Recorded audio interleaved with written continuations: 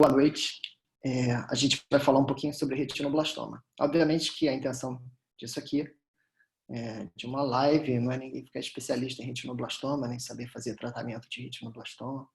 Mas a intenção é que vocês saibam suspeitar de um diagnóstico, pensar nos diagnósticos diferenciais e questionar um tratamento e uma evolução. Acho que isso é importante. Retinoblastoma é uma doença rara.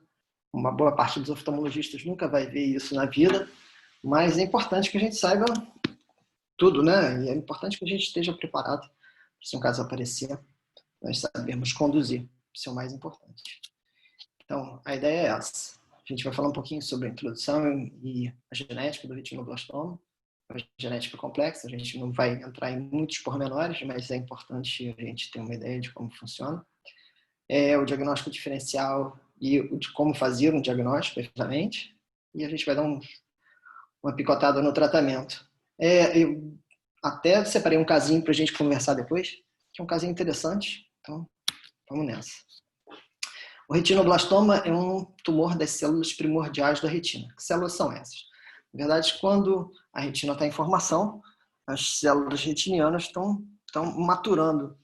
E os retinoblastos, que são os fotorreceptores primários, né, primordiais, eles estão em processo de maturação, então divisão celular, produção de proteína, né, transcrição de proteína. Então, esse tumor, efetivamente, é um tumor derivado dessas células.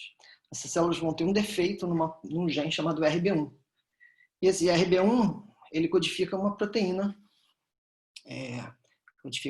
chamada PRB, que ela controla a divisão celular.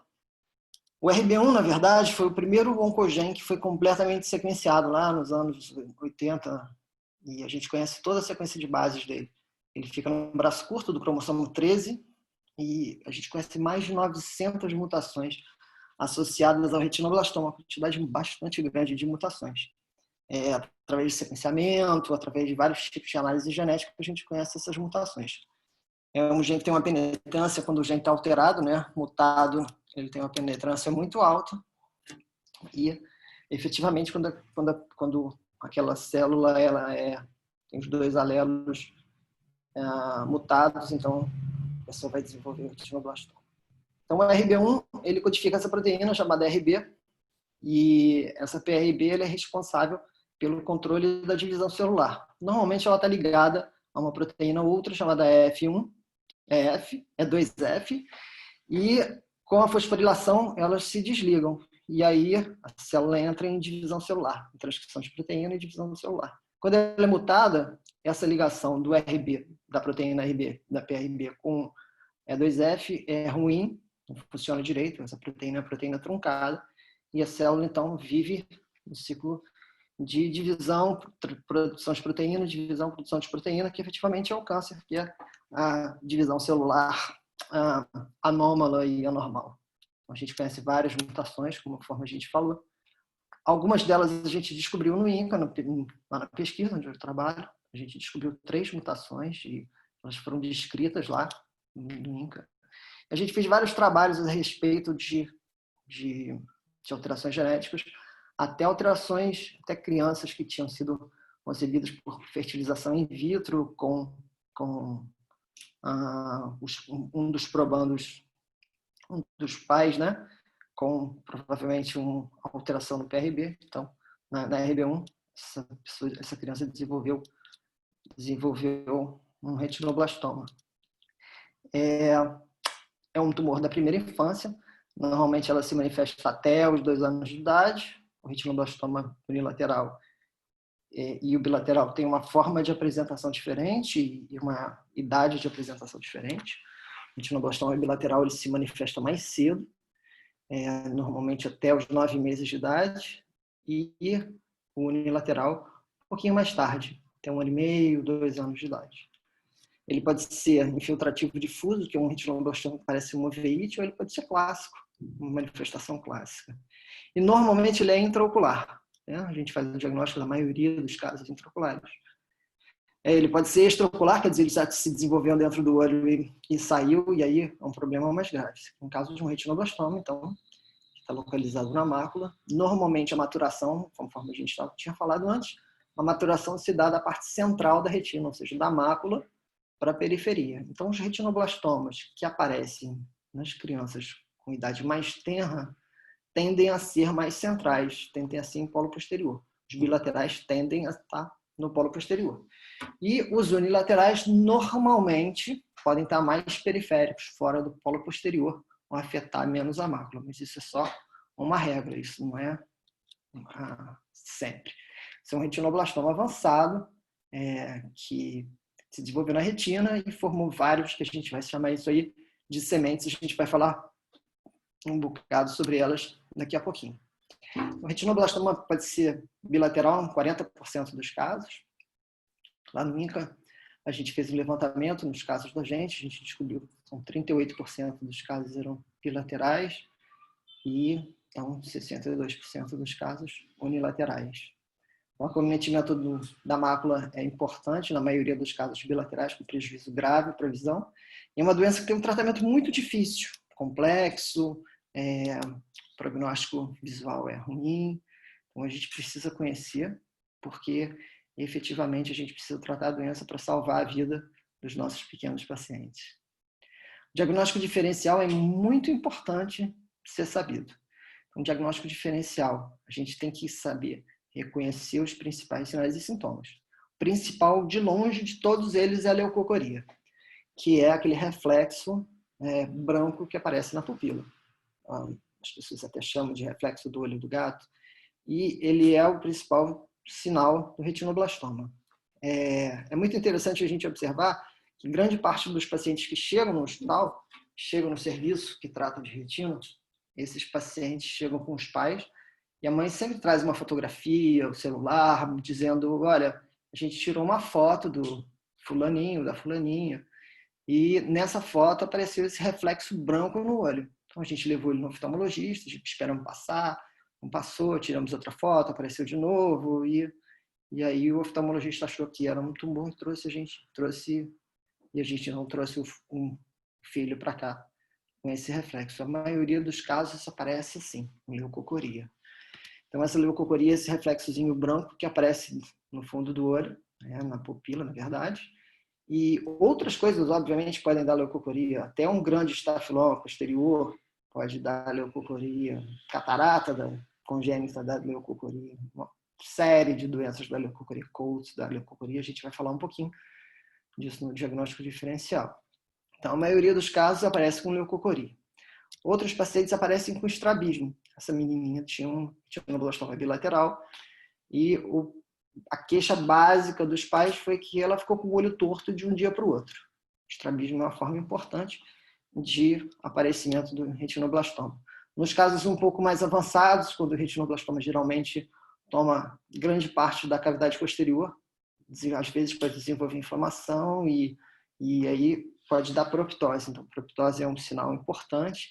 E a síndrome de celulite orbitária laica, quando o retinoblastoma é muito avançado, inflama demais, essa criança às vezes tem inflamação na órbita e isso pode passar com uma celulite orbitária.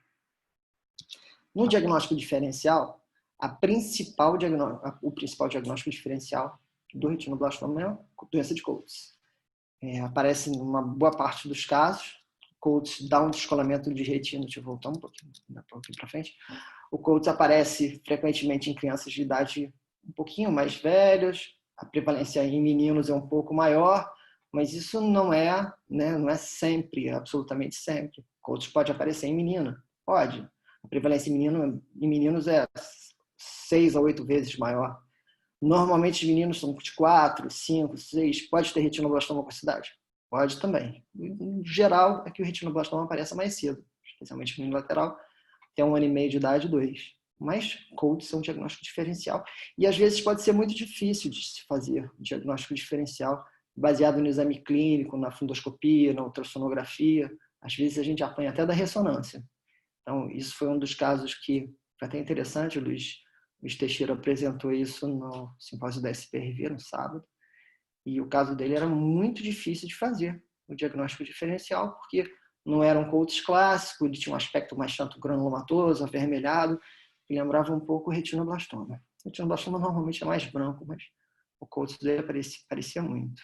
O Coates normalmente tem várias apresentações, parece com uma leucocoria, e a doutora Carol Shields fez um levantamento na década de 90 e descobriu que 26% dos pseudo-retinoblastomas eram doença de Coates. A vasculatura fetal persistente, ou PHPV, que a gente conhecia antigamente por PHPV, proliferação hiperplásica do vítreo primário, é o segundo diagnóstico diferencial importante no retinoblastoma. Também é uma doença da primeira infância, aparece em crianças também com idade muito nova. Quando a doença aparece atrás do cristalino, especialmente provocando fibrose e às vezes catarata, o diagnóstico diferencial pode ser muito difícil. A gente vai ver nesses pacientes um descolamento tracional da retina. E é importante a gente observar que, frequentemente, no PHPV, essas crianças têm um olho um pouquinho microftálmico, que é diferente do retinoblastoma. Mas é um diagnóstico diferencial importante. A saber, essas crianças não desenvolvem cálcio, né? Não tem calcificação intraocular. Você vê o descolamento tracional da retina com muita frequência. Ultrassonografia é muito importante nesses casos e, às vezes, a ressonância também. A toxocaríase, normalmente, aparece em crianças mais velhas, mas é um diagnóstico diferencial importante, porque a forma difusa que aparece com uma panoveite dá esse aspecto de leucocoria e de massa no polo posterior, especialmente massa, e a gente pode ter muita dificuldade no diagnóstico, até porque a toxocaríase também pode aparecer, afetar crianças com idades muito tenras, 1 ano de idade, embora ela seja mais prevalente em crianças entre 3 e 4 anos. E a catarata congênita é um diagnóstico diferencial importante. E a catarata congênita é muito mais prevalente no nosso meio. Aquele teste do olhinho que a gente faz com as crianças para ver se tem leucocoria ou não, é importante a gente observar que o teste foi desenvolvido para o diagnóstico de catarata congênita, não de retinoblastoma. E o teste do olhinho, a gente observa se a criança tem leucocoria ou não. Então, daí a gente, ligando os pontos, a leucocoria é o sinal mais importante do retino.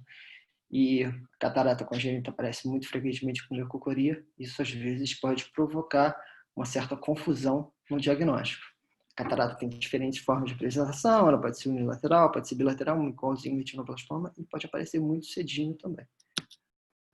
Bom, essas são as principais causas de confusão no diagnóstico do retinoblastoma. O Coates, de longe, para a gente é o mais importante, mas a gente já passou, na nossa mão tudo isso. Toxocaríase, catarata congênita, PHPV, fever e várias outras doenças.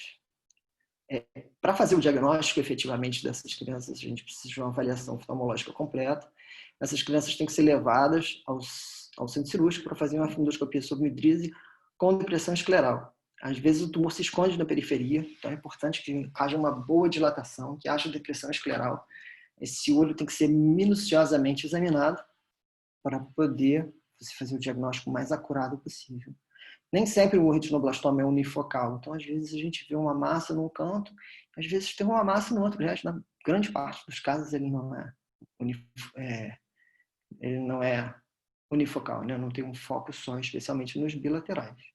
Nos unilaterais é mais incomum que haja casos de vários tumores num olho só, mas nos bilaterais é relativamente comum. Então é muito importante a depressão escleral e é muito importante uma boa endoscopia feita sob midrise e com anestesia geral no centro cirúrgico.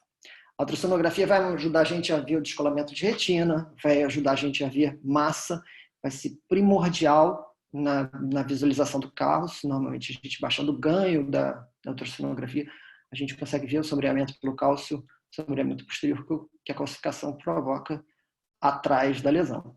É imprescindível a ultrassonografia bem feita. Às vezes é difícil fazer uma ultrassonografia numa criança muito pequenininha,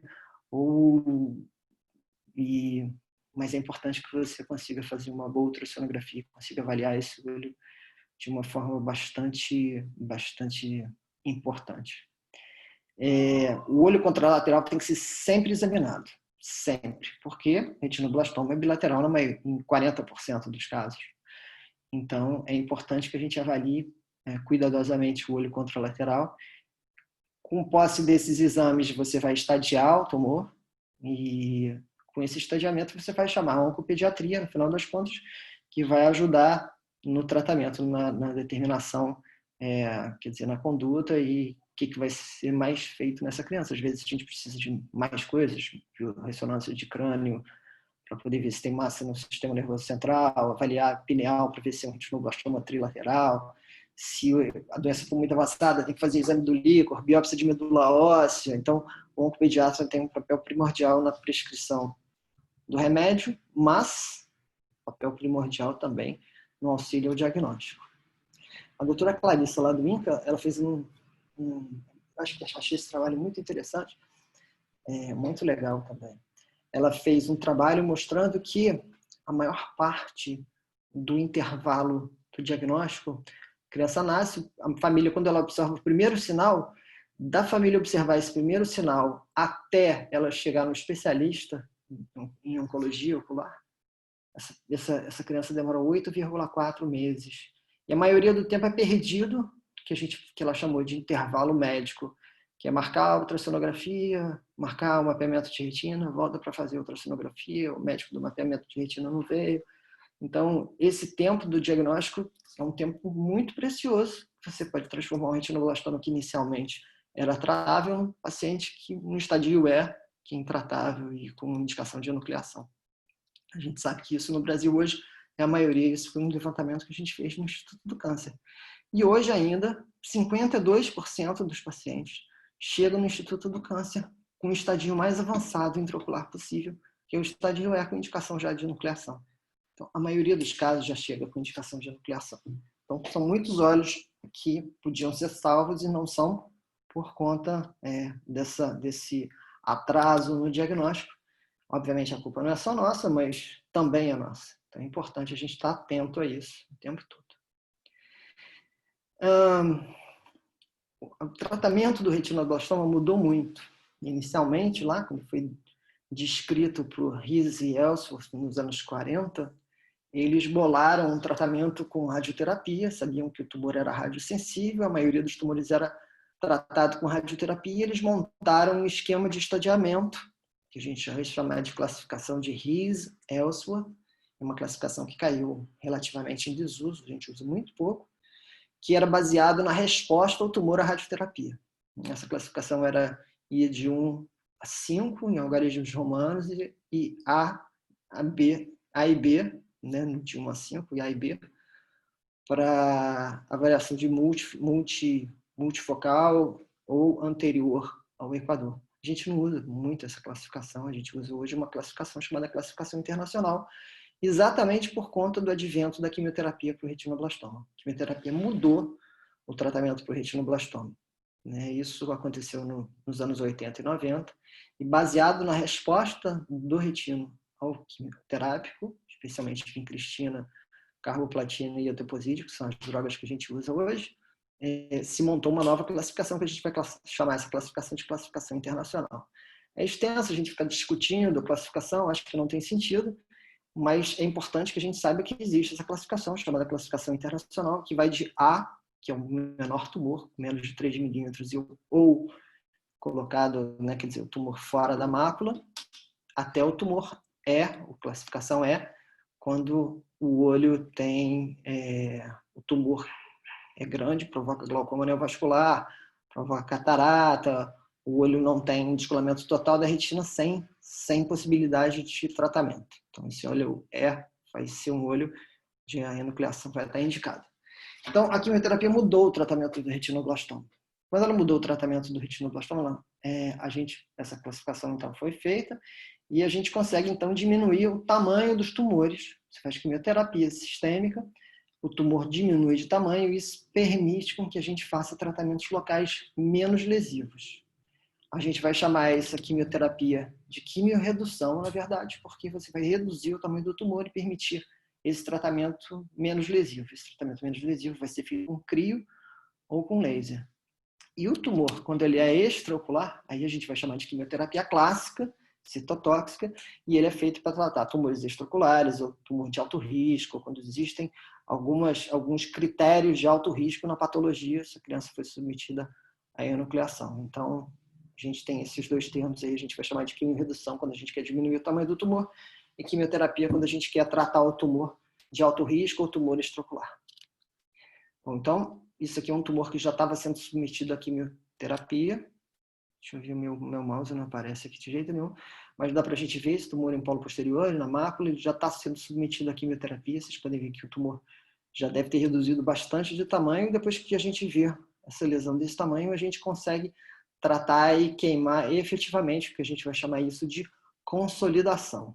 Então, a fase do tratamento da quimioterapia sistêmica, do tratamento com quimioterapia sistêmica, a gente vai ter a fase de tratar com quimioterapia, depois a consolidação, a gente vai chamar de indução, e consolidação com laser. Normalmente a gente faz de 4 a 6 ciclos de quimioterápico, isso vai ser decidido com a sua oncologista pediátrica de estimação. A gente ainda vê muitos casos avançados, tumores extraoculares, já que o tumor saiu de dentro do olho e invadiu a órbita. Normalmente esses casos são casos bastante dramáticos, onde o tratamento, na verdade, é a preservação da vida desse paciente. E aí a gente vai fazer quimioterapia para poder diminuir o tamanho desse tumor e permitir que a cirurgia seja o menos deformante, o menos lesiva possível. No passado, a gente usava muita radioterapia para tratar esses tumores, isso aqui é um esquema de radioterapia, mas a radioterapia levava a várias alterações, especialmente alterações do crescimento, alterações do tamanho da órbita, alterações até mais graves e a chance de você desenvolver um segundo tumor nos retinoblastomas bilaterais, porque eles têm uma suscetibilidade maior a desenvolver segundos tumores. Então, a enucleação já era o tratamento para o retinoblastoma desde 1500, que se conhece, 1560, na Holanda, que se faz enucleação para a retina. E, na verdade, mostrando para vocês, deixa eu voltar aqui só um pouquinho, está indo para frente. Deixa eu voltar. Então, esse aqui é um retinoblastoma, é um retinoblastoma mais periférico, uma lesão um pouco mais periférica, unilateral. Ele é um pouco mais avançado, como vocês podem observar, que ele não está restrito à retina, então ele não é nem um retinoblastoma A nem B, ele é um retinoblastoma C. Está cheio dessas pequenas coleções do tumor. O tumor vai crescendo, ele vai se destacando da retina e ganhando a cavidade vítrea, e à medida que ele vai ganhando essa cavidade vítrea, ele vai desenvolvendo outros tumores em outros locais do fundo do olho, da cavidade posterior. Então, essa criança tinha um retinoblastoma classificado como C, C ou D, porque sementes já são até mais difusas e mais grosseiras. Ela foi submetida a tratamento quimioterápico, sistêmico, e depois crioterapia. Queria mostrar para vocês como é importante a gente fazer a indentação escleral. Vocês podem observar o crio na parte de baixo aí da tela. Dá para a gente ver direitinho o crio queimando ali, né, fazendo a crioterapia nos tumores que estão se desenvolvendo na retina na extrema periferia. Isso já é uma região já de hora serrata, talvez. Então, a gente está tratando localmente esse tumor, depois de fazer a quimioterapia, no intuito da gente conseguir a melhor resposta possível e tentar preservar esse olho. Esse vídeo é um vídeo bastante legal. Foi uma certa dificuldade para fazer, mas ficou bastante bom. Dá para a gente ver direitinho o crio na retina periférica tratando esse tumor. Isso aqui é a resposta dessa criança ao tratamento. O tumor primário, os tumores primários foram tratados, mas ela continua com tumores dentro da cavidade vítrea. Vocês podem ver uma semente branquinha aí, grande, e um negócio que a gente chama de clouds. As sementes vão se dividir em clouds, esférulas, e essa criança, então, tem essas clouds aí, que são essas nuvens de tumor na cavidade vítrea. E aí a gente vai para o nosso casinho. Já falamos muito de retina, vamos para o nosso casinho. Nosso casinho é de uma menina, dessa menina, tão especificamente que a gente estava falando, de 15 meses de idade, que tinha um tumor unilateral, que a gente classificou como C. A gente queria salvar o olho, o procedimento era para salvar. Ela começou a fazer tratamento com quimioterapia sistêmica e tratamento local com laser e crio. Então, e ficou dessa forma. Vocês podem ver embaixo à esquerda a lesão tratada com crio e quimioterapia sistêmica, mas essa persistência da cavidade vítrea e sementes vítreas.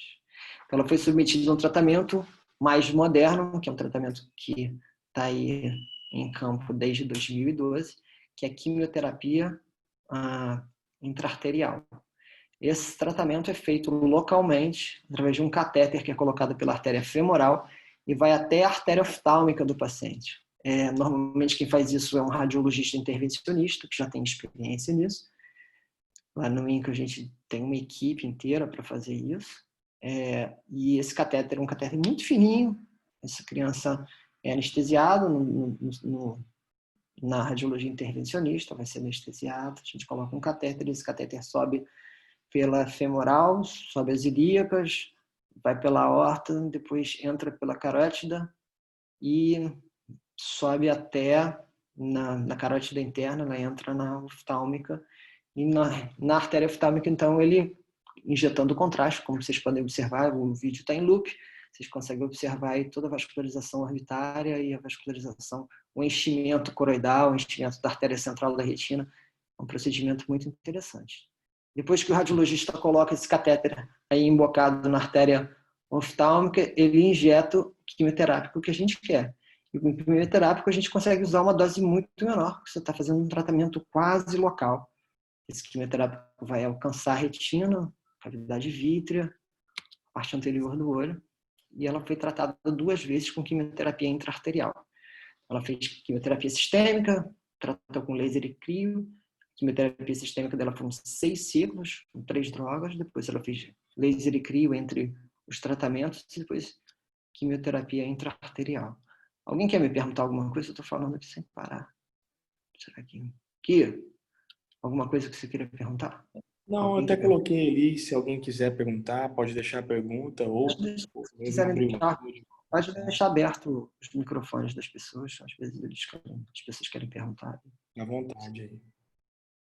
Bom, ela desenvolveu, então, o tratamento foi um sucesso.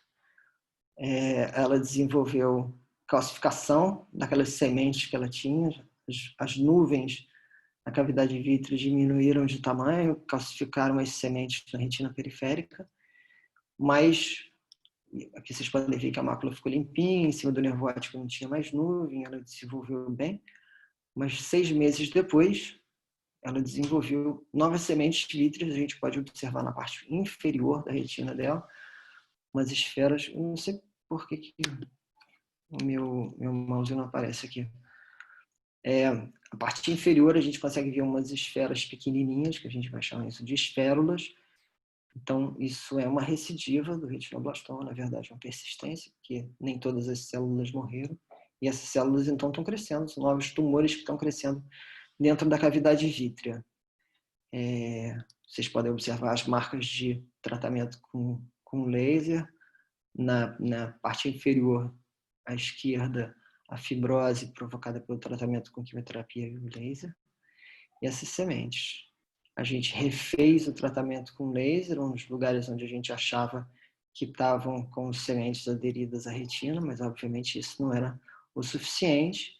E a criança continuou desenvolvendo e aumentaram o número de tumores dentro da cavidade vítrea. As esférulas aumentaram de tamanho.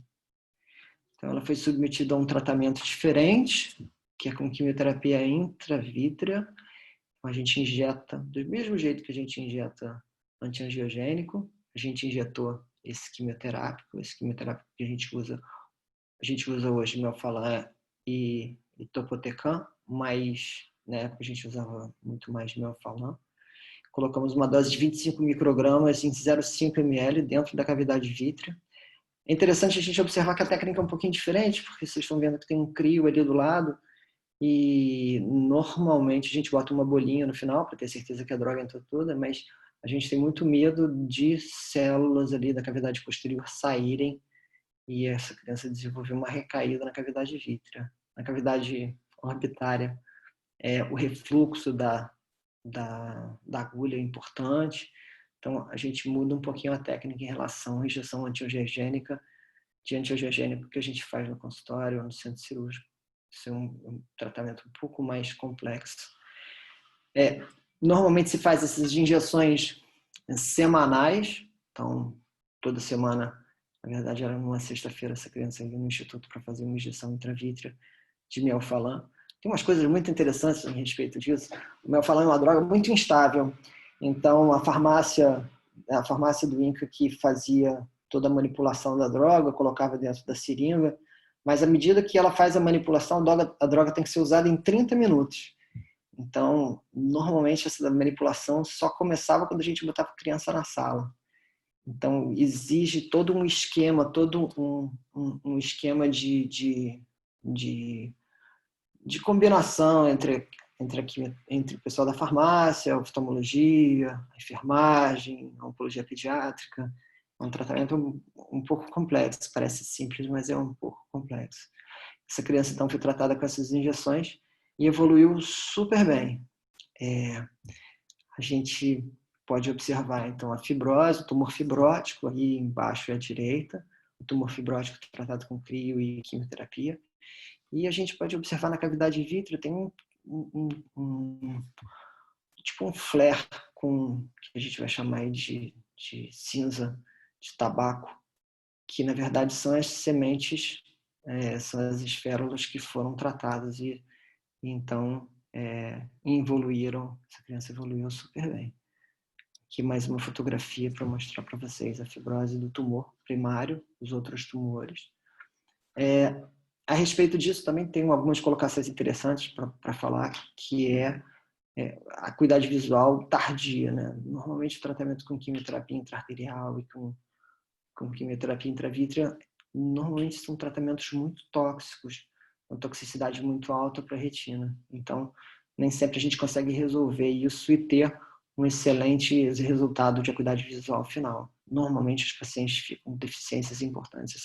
Essa criança desenvolveu, tem 5 anos que ela tratou, ela desenvolveu uma acuidade visual muito ruim, ela vê movimentos de mão nesse olho. Salvou o olho, mas tem uma acuidade visual de movimentos de mão. Dá para a gente ver que a papila está pálida e a retina está bastante afinada. No ACT a gente consegue ver o afinamento da retina. Mas às vezes, continuando aqui um pouquinho com retina, com casos mais complexos, às vezes nem a quimioterapia intraarterial, nem a quimioterapia intravítrea, nada responde. Então, essa criança foi um tumor desses que não respondeu, apesar do tratamento com quimioterapia intravítrea, apesar do tratamento com quimioterapia intraarterial, ela continua desenvolvendo tumores. Vocês podem observar na parte inferior à esquerda, que os tumores estão crescendo ali, também atividade franca, apesar do tratamento, tem muita fibrose. Então, essa criança foi encaminhada, então foi indicado a enucleação para poder tratar efetivamente esse tumor. Ocasionalmente o tumor evolui tanto que ele sai do olho, e é o que a gente mais teme, né? Que é o retinoblastoma extraocular. O caminho mais comum dele sair de dentro do olho é a invasão do nervo óptico. Ele invade a lâmina cribrosa, atravessa a lâmina cribrosa e invade o nervo óptico. Isso para a gente é um problema muito grave, porque através do nervo óptico ele vai para o sistema nervoso central. Mas ele pode sair pela esclera, pode fazer recaída orbitária, as lesões podem ser por via hematogênica para o sistema nervoso central e medula óssea, e até órgãos à distância. A gente já viu metástase para todo canto. Então, um tumor bastante agressivo, e o tratamento dele deve ser o mais eficaz possível. Quando a gente fala em retinoblastoma extraocular, na verdade, a gente para de falar em acuidade visual, a gente fala de falar em salvar o olho, mas aí a gente passa a falar em salvar a vida dessas crianças, aumentar, controlar o tumor. Então isso é bastante importante. Era isso que eu tinha para falar para vocês a respeito de retinoblastoma. Queria que vocês me perguntassem, porque não adianta eu me aprofundar demais, doença rara que a gente vai ver, mas é interessante a gente ter uma ideia de como que as coisas evoluem, diagnóstico diferencial e tudo isso. Então, estou aqui à Excelente, Evandro. disposição. Tem umas perguntas aqui que eu vou te passar. Bom, primeiro foi Vai. a Vitória que colocou, ela queria saber se os casos bilaterais costumam iniciar junto em ambos os olhos, ou primeiro surge um e depois surge no outro olho. É muito mais comum que os dois estejam no mesmo, ao mesmo tempo, né? Nos dois olhos. É o mais comum de todos. Se você pega uma criança muito jovem, uma criança de 2 meses de idade, por exemplo, que apresenta um retinoblastoma num olho só e é uma lesão única, normalmente ele vai desenvolver no outro olho. É o mais comum. Mas o mais comum de todos, se você pega, do bilateral, você pegar uma criança com 9, 10, 12 meses de idade com retinoblastoma bilateral, um tumor muito avançado, mais avançado no olho, C, D ou E no olho, e tumores menos avançados no olho, no outro olho, no olho contralateral A e B. Então, o mais comum é a gente achar nos dois olhos ao mesmo tempo. É muito menos comum a gente pegar crianças muito jovens, que aí o tumor não deu tempo de desenvolver nos dois olhos ao mesmo tempo. Entendi. E a Betina perguntou, Evandro, naquele caso clínico que você apresentou, como ficou a visão daquela criança? A criança ficou com visão de vultos. Ela tem uma visão ruim nesse olho. Manteve o olho tem um aspecto relativamente normal externamente, mas vou mostrar para você o slide mais recente que a gente tem, que essa fotografia foi tirada há relativamente pouco tempo. Ela apareceu aqui, você pode observar que é a palidez de papila, um afinamento importante, uma pena que eu não estou com a CT dela aqui para vocês verem. Ela tem um afinamento importante da retina, não tem camadas da retina mais internas, a retina interna foi toda, tem pouco epitélio pigmentar e essa palidez de papila. Ela tem uma acuidade visual bastante baixa nesse olho, e aí a gente acredita que seja toxicidade associada à quimioterapia intraarterial. A gente sabe que existe uma toxicidade importante em relação a isso, e a toxicidade da droga intravítrea. Então, a gente ainda não tem um tratamento que tem uma toxicidade um pouco mais baixa. A toxicidade normalmente dessas drogas é muito alta. O tumor é muito agressivo, né? O tumor, ele se desenvolve muito depressa, ele é muito agressivo. A gente às vezes vê uma criança numa semana, na semana seguinte o aspecto do tumor está diferente, 2 semanas depois está diferente de novo. Então, essa agressividade do tumor e às vezes resistência à droga fazem com que a gente entre para tratar com força total, normalmente com dose máxima. Evandro, mas enquanto o tumor ainda é intraocular, o risco de metástase é baixo, ou não? É muito baixo. Uhum. Normalmente a gente fica tranquilo com tumor intraocular. O tumor, a disseminação hematogênica é muito incomum. É mais comum a disseminação saída pelo nervo óptico ou quando o tumor sai de dentro do olho, por exemplo, ele vai para a órbita. O tumor orbitário, vai recair da orbitária para a gente é muito ruim porque a gente sabe que a chance de uma disseminação hematogênica é maior. E o tumor, quando ele está confinado ao olho, ele está basicamente confinado ao olho, a chance dele ir para outro lugar é menor. Tem uma pergunta do Rômulo, Evandro. Ele pergunta qual o critério para enucleação. Rômulo, normalmente a gente reserva a enucleação para os casos onde a gente acha que o olho não terá visão útil depois do tratamento. São olhos normalmente com glaucoma neovascular, com descolamento total da retina e mais alguma complicação, por exemplo, catarata, ou uma calcificação muito importante, ou um quadro inflamatório muito importante, doença de segmento anterior. Nesses casos, a gente indica a enucleação direta. Nos casos onde a gente acha que ainda pode tentar um descolamento de retina bastante extenso, alguma coisa assim, no caso D, que a gente vai classificar aí como D, frequentemente se tenta a quimioterapia intraarterial para ver se o tumor responde. Se o tumor responder na quimioterapia intraarterial, a gente prossegue. Senão, a gente prossegue para a enucleação.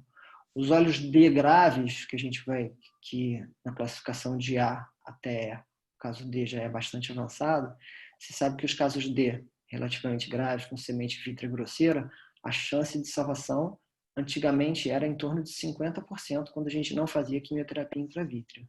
Isso mudou um pouco, a quimioterapia intravítrea e a quimioterapia intraarterial mudaram um pouco essa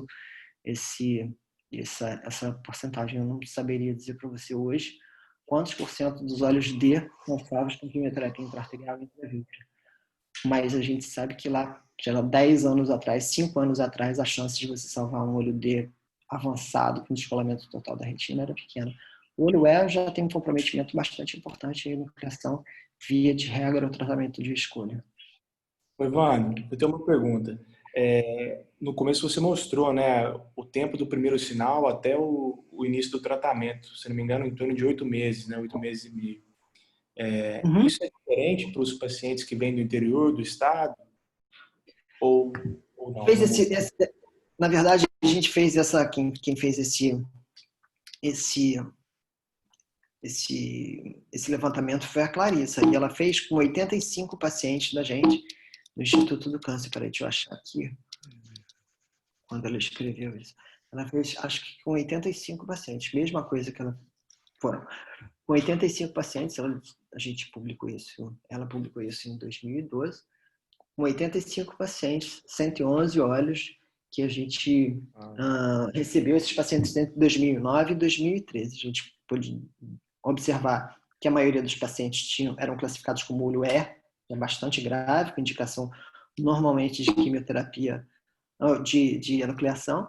E esse tempo aí, que é especificamente o que você está falando, a gente entrevistou toda a família, né? A mãe, o pai, entrevistou a família para saber de datas exatas. Nasceu no dia 10 de março, e aí a gente observou que no dia 25 de junho, na festa da tia, sempre tem uma história completa. Na festa da tia, a gente tirou uma fotografia e aí a gente observou que a criança estava com um reflexo diferente. Daí tiramos fotografia de novo na segunda-feira, ela estava com um reflexo diferente, levamos ela, perguntamos para a tia, e a tia mandou a gente levar ela no posto de saúde. Ela foi para o posto de saúde, aí marcou uma consulta com o oftalmologista, e aí começa isso, né? Então, esse intervalo entre a família observar o primeiro sintoma e ela chegar num especialista em oncologia ocular é de 8,4 meses. Pelo menos era isso. Evandro, Oi. é Vital. Fala, professor. Professor, você por aqui. Professor. Bela aula. Eu tenho umas dúvidas aqui que quando você pega... Está me ouvindo? Oh. Então, quando você pega um tumor maior, grau D para E, e você desanima, né? E fala que não vai dar resultado com a quimioterapia e não vai dar certo, eu vou tirar esse olho. Uhum. Aí você faz uma enucleação e a oncologista infantil, o que ela vai fazer? A primeira pergunta que ela vai fazer para você é: o tumor comprometeu o nervo óptico? Aí eu falo, não. Ou o tumor comprometeu o nervo óptico? Comprometeu. Aí a terceira pergunta que ela fala, o nervo óptico foi seccionado depois do tumor ou deixou tumor no nervo óptico? Você ela muda alguma conduta no tratamento da quimioterapia ou não? Muda. Qual é a experiência de vocês? Muda sim. Muda sim. Na verdade, a gente estabeleceu, quer dizer, no ato cirúrgico em si, dentro do centro cirúrgico, a gente vai chamar um patologista, né? A gente vai marcar o patologista, quando a gente vai fazer a cirurgia de enucleação, a gente vai marcar o patologista e vai pedir para o patologista avaliar o coto do nervo óptico no centro cirúrgico. Então, enquanto a criança está anestesiada, a gente ainda está colocando, que a gente faz normalmente um implante, né? Colocar um implante e arrumar os músculos e tudo. Enquanto a gente está fazendo isso, o patologista está avaliando o nervo óptico e ele vai olhar o coto. Se o coto tiver comprometido ali naquela hora, e se for possível a gente caçar mais coto lá na órbita, a gente vai caçar mais coto lá na órbita. Às vezes não é possível, porque quando você secciona, aquele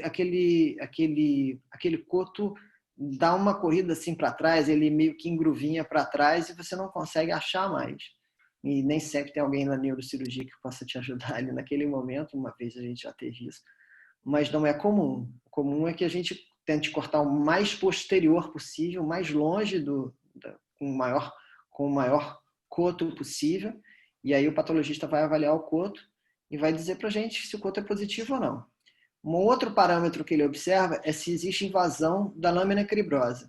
Porque se existir invasão da lâmina cribrosa, significa que o nervo óptico está comprometido, mesmo que tenha sido seccionado anteriormente, quer dizer, mesmo que o tumor tenha sido seccionado, mesmo que o nervo tenha sido seccionado posteriormente a esse tumor. O nervo está comprometido, mas os limites estão livres. É isso que o patologista vai dizer para a gente. Ou seja, a lâmina cribrosa está comprometida. O tumor saiu de dentro do olho, efetivamente. Então, a gente vai fazer quimioterapia sistêmica para essa criança. Isso é um dos critérios que a gente usa para tratar com quimioterapia sistêmica. O segundo critério que a gente usa, um outro critério, né, não é o segundo, mas um outro critério que a gente usa é a invasão maciça da coroide. Quando existe invasão maciça da coroide, a gente também vai tratar essas crianças com quimioterapia sistêmica, que aí a gente vai chamar essa quimioterapia um tratamento, porque a gente sabe que isso é um índice, um biomarcador de mau prognóstico da criança ter uma chance maior de desenvolver metástase extraocular.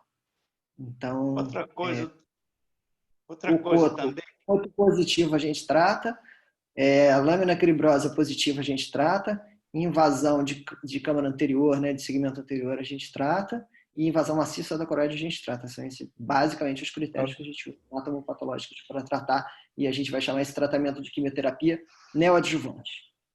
Outra coisa também que eles fazem, tá me ouvindo? Ô, professor, manda aí. Outra coisa que eles fazem lá no serviço é toda criança com retinoblastoma independente, porque nós não fazemos a quimioterapia intraarterial, no nosso serviço não está habilitado para isso. E quando a primeira coisa que também faz, eles colhem um líquido e vai ver se tem células, porque o retinoblastoma, apesar de parecer que ele não está comprometido ao nervo óptico, mas ele dá uma disseminação muito pelo nervo óptico. E eles colhem o líquido e vai ver se tem células neoplásicas no líquido. E já que eles estão o líquido, ele já injeta metotrexate. Vocês também fazem isso? Injeta outra droga? Normalmente, quer dizer, professor, essa não é exatamente a conduta do serviço. Se o líquor vier positivo, a gente vai tratar ele com uma quimioterapia um pouco diferente, com um tratamento intratecal mesmo, de quimioterapia. A gente não é exatamente metotrexate, mas eu não saberia te dizer exatamente que droga que a gente vai fazer intratecal. Mas com certeza vai fazer quimioterapia intratecal se tiver líquor positivo. É incomum, sabe, professor? Mas é possível. Quer dizer, a gente via uma média lá no INCA, a gente via lá no INCA em torno de 20 a 25 retinoblastomas por ano, que é uma quantidade bastante grande, deixa a gente bastante ocupado. E com a média, com uma quantidade tão grande de pacientes, vira e mexe, a gente tem uma criança com líquor positivo, um caso mais avançado com líquor positivo. Mas normalmente o líquor é positivo quando os casos são muito, muito, muito avançados. É incomum, mas às vezes a gente pega. E aí o radioterapeuta não, mas a oncologista pediátrica vai tratar com quimioterapia intratecal e acho que no segundo tempo. Normalmente a gente não vê fazer quimioterapia metotrexate intratecal ali na hora, não.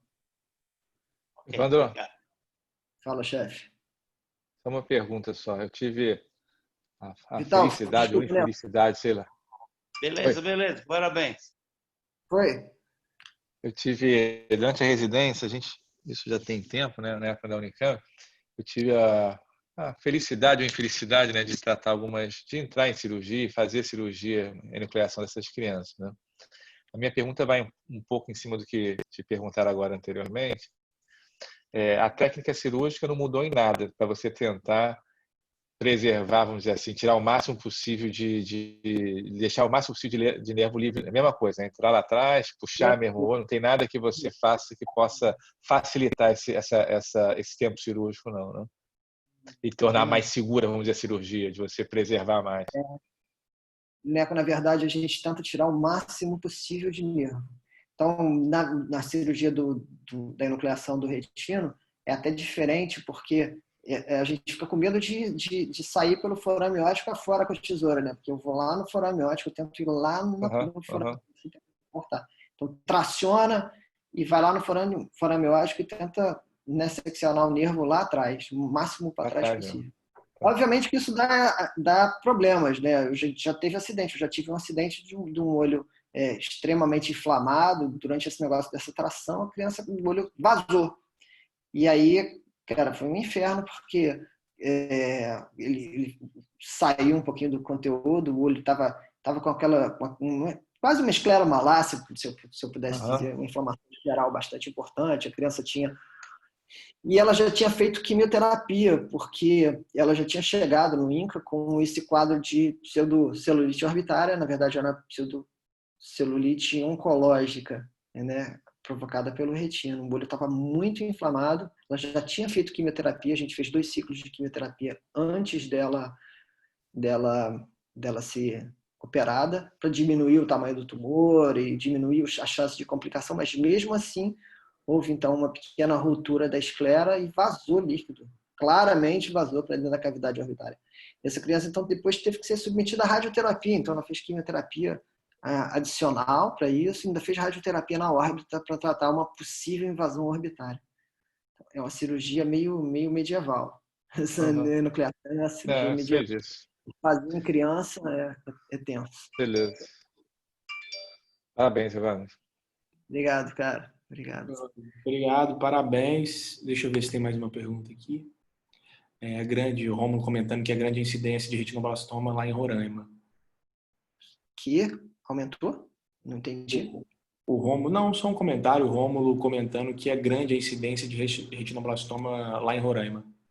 Interessante, né?